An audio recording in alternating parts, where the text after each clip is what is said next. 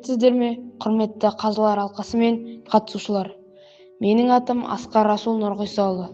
Мен номер 7 жалпы білім беретін мектептің 8 сынып оқушысымын. Менің жобамның тақырыбы ақылды шатыр және қорғаныс жүйесі. Бұл жобаның таңдаудағы себеп күнделікті өмірде кездесетін мәселе. Үйде киімдерді сыртқа жайып қоямыз. Бірақ кейде кенеттен жаңбыр жауып, киімдер су болып қалады. Сонымен қатар, кей жағдайда мал немесе басқа заттар келіп, киімдерді бүлдіруі мүмкін. Бұл мәселені шешу үшін мен ақылды шатыр және қорғаныс жүйесін жасауды ұйғардым. Бұл жоба Arduino бағдарламасы арқылы жасалған.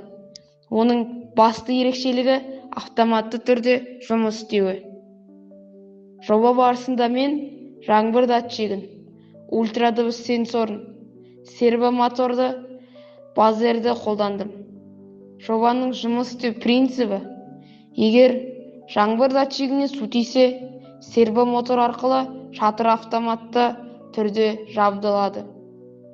Осылайша киімдер жаңбырдан қорғалады.